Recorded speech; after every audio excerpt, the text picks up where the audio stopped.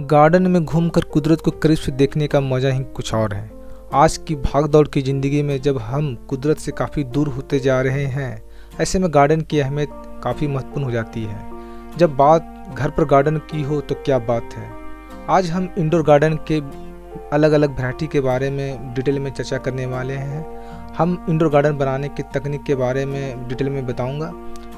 तो आज के इस वीडियो जो कि इंडोर गार्डन पर ही आधारित है, क्योंकि इस तकनीक से आप अपने घर को ही गार्डन बना सकते हैं। चाहे तो आप किचन गार्डन का रूप दे सकते हैं, टेरेस गार्डन का रूप दे सकते हैं, या आप डाइनिंग गार्डन का रूप दे सकते हैं। आप इंडोर गार्डन किसी भी रूप में बना सकते हैं। इंडोर गार्डन की सबसे बड़ी खासियत यह है कि हम घर बैठे ही कुदरत के नज़ारे या कुदरत की जो सुंदरता है वो महसूस कर सकते हैं। इसके साथ साथ हम अपने घर में तरोताज़ा हवा और स्वच्छ वातावरण को भी पा सकते हैं।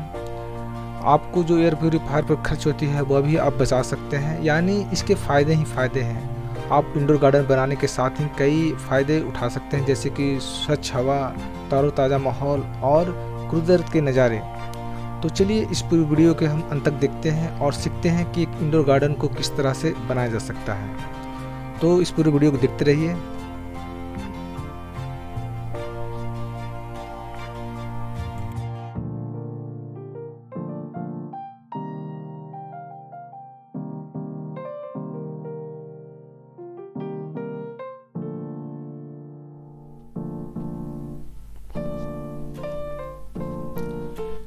इंडोर गार्डन की सबसे बड़ी खासियत यह है कि यह सालों भर सदाबहार रहती है और इसे कम केयर में काफ़ी सुंदर बनाया जा सकता है। आप एक बार इस सेटअप को बना लें और महीनों तक इसे केयर ना भी करें तो भी चलेगा।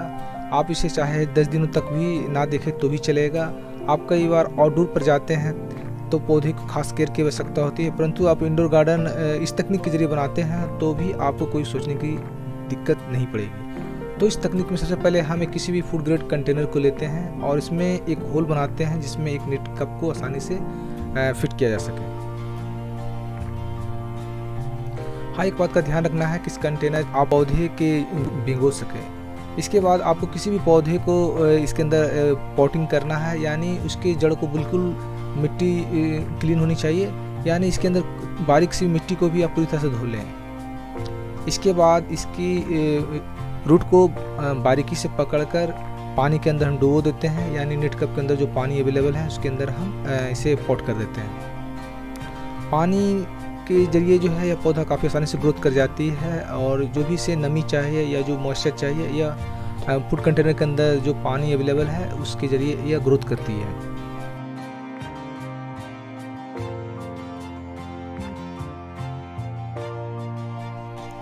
आप चाहें तो किसी भी सक्यूलेंट प्लांट को भी इस तकनीक के जरिए इस्तेमाल करके ग्रो कर सकते हैं।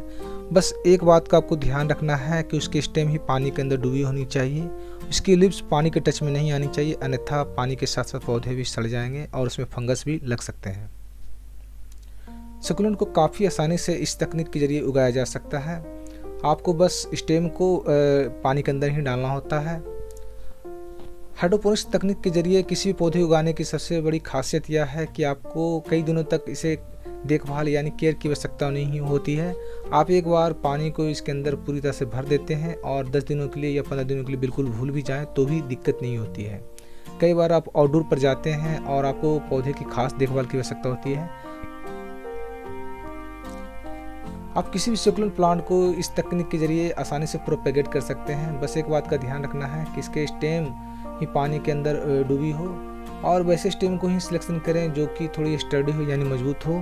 बारीक या पतली स्टेम का इस्तेमाल नहीं करें तो ये अच्छा है, क्योंकि इसमें रूट डेवलपमेंट करने में थोड़ी मुश्किलें आती है।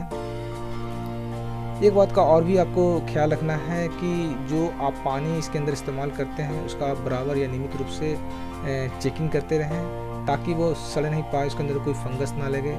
जब भी आपको ऐसा महसूस हो कि पानी इसके अंदर से कुछ गंदी स्मेल आ रही है तो पानी को चेंज कर दे या पानी के अंदर कुछ फंगिसाइड डाल दे या लिक्विड रूप में कोई भी फंगिसाइड इस्तेमाल करें तो ज़्यादा बेटर होता है। जिस प्लांट के भी स्टेम को आप इस तकनीक के जरिए प्रोपेगेट करना चाहते हैं तो आपको इस बात का ध्यान रखना है कि स्टेम के अंदर जो भी अननेसेसरी लीव्स हैं उसे आप रिमूव कर दें तो भी अच्छा होगा, अन्यथा ये पानी के साथ साथ पौधे को भी डैमेज कर देंगे और उसके जो है हेल्दी ग्रोथ में बाधक बनेंगे। आपको स्टेम की निचले पोर्शन को ही पानी के अंदर डुबोना होता है, पूरे पोर्शन को ना डुबाएं तो भी बेटर होगा। इस बात का भी ध्यान रखना है कि इसके लीव्स बिल्कुल भी पानी के टच में नहीं आए, अन्यथा पानी के साथ साथ पौधे भी डैमेज हो जाएंगे।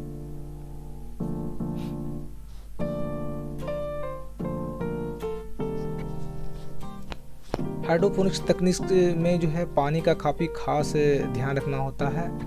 आप पानी की TDS और pH बराबर चेक करते रहें, नियमित रूप से इसकी जांच करते रहें। अगर आपको ज़रा सा भी ऐसा लगे कि पानी के अंदर जो है थोड़ी गंदगी बढ़ गई है तो आप उसे बिल्कुल ही सफाई करें तो ज़्यादा बेटर होगा। हाइड्रोपोनिक्स तकनीक में लाइट की काफ़ी अहमियत होती है।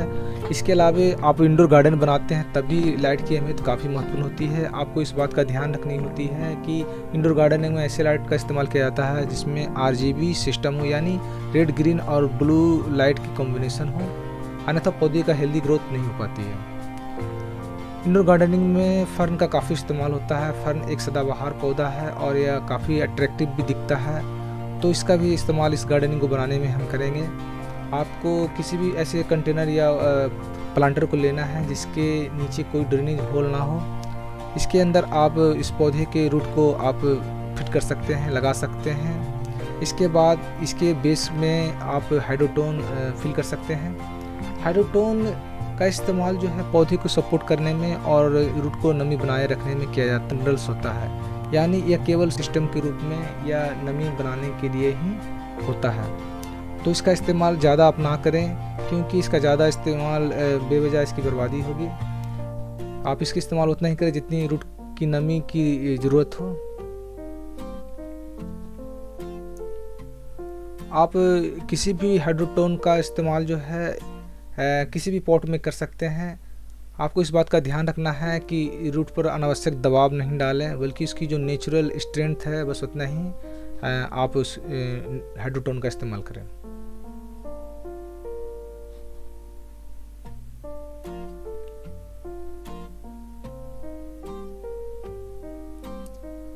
आप जब इंडोर गार्डन बनाते हैं तो एक बात का और भी आपको ध्यान रखना होता है कि वैसे पौधे जो काफ़ी लंबे होते हैं, बड़े होते हैं, उसे आप सबसे पीछे देगा। मध्यम आकार के पौधे यानी मीडियम साइज़ के पौधे हैं जो खास करके फ्लावरिंग होते हैं और लीफी होते हैं, उसे आप मिड में रख सकते हैं, उसे अट्रैक्टिव लुक देने के लिए। आप स्नेक प्लांट या इस तरह के कोई भी प्लांट को साइड में रख सकते हैं, यह भी एक क्लासी लुक देती है इसे। वैसे पौधे जिसमें ऑलरेडी फ्लावरिंग हो रखी है उसे भी आप एक कॉर्नर से दूसरे कॉर्नर तक ले जा सकते हैं। आप देख सकते हैं कि मैं इसके फ्लावर को बिल्कुल मिड में लाने की कोशिश कर रहा हूँ।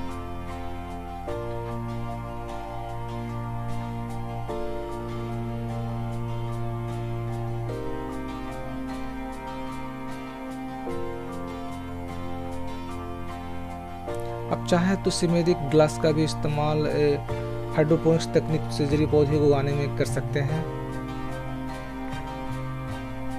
आप अलग अलग कंटेनर या क्लिक कर सकते हैं।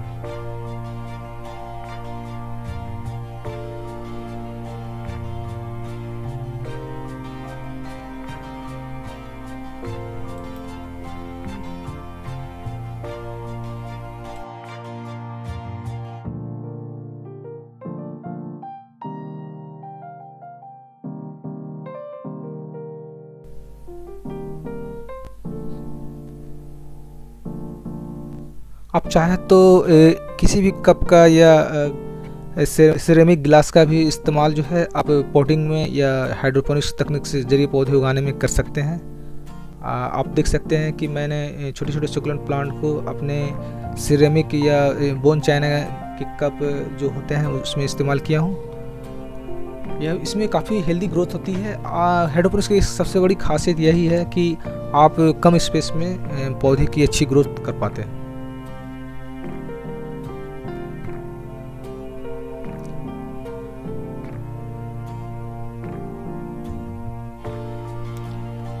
फर्न की जहाँ तक बात हो तो यह इंडोर गार्डनिंग की सबसे बेस्ट पौधे में माना जाता है।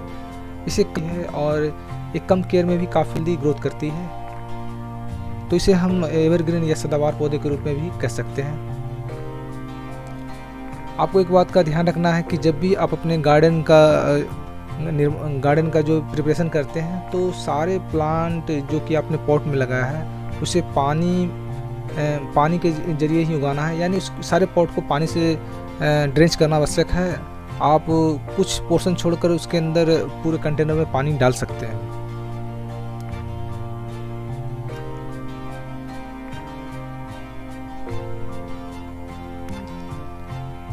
आप इसे अलग अलग लुक्स देख सकते हैं। आप किसी भी कंटेनर, चाहे वे चौड़े हो, ग्लास हो या किसी तरह के फूड ग्रेड कंटेनर में आप पौधे को ग्रो कर सकते हैं। बस आपको इसे डिज़ाइन बनाने और जो है ग्रोथ करने या आप देख सकते हैं कि पीछे ग्लास का इस्तेमाल किया है, जबकि मैंने आगे जो है एक जो है चौड़े शेप वाले यानी स्क्वायर शेप वाले जो है फूड कंटेनर का इस्तेमाल किया है।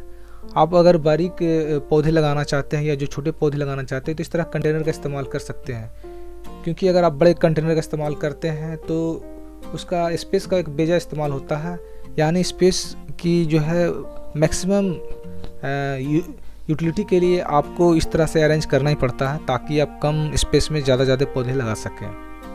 आप देख सकते हैं कि मैंने छोटे वैरायटी वाले जितने भी सक्यूलेंट प्लांट हैं उसे छोटे कंटेनर में ही रिपोर्ट किया है।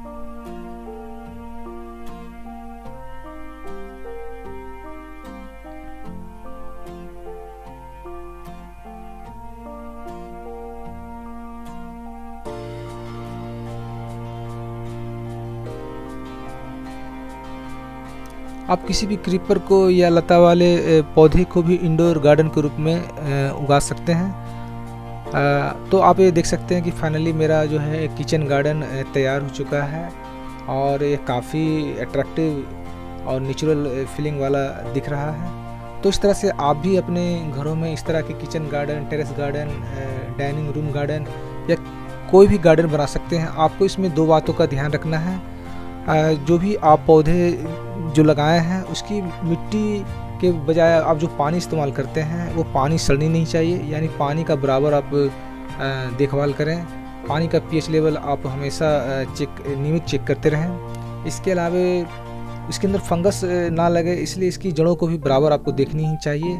अगर किसी जड़ों में फंगस लग गई है तो उसे आप हाइड्रोक्लोरिक एसिड के जरिए साफ करें, जिसका इस्तेमाल करके आप इंडोर गार्डन हेल्दी रख सकते हैं और कुदरत को करीब से महसूस कर सकते हैं। तो इस वीडियो को देखने के लिए आप सभी का बहुत बहुत धन्यवाद। तो अगले वीडियो में हम फिर इसी तरह से रोचक जानकारी के साथ आपके समक्ष उपस्थित होंगे। तब तक के लिए धन्यवाद।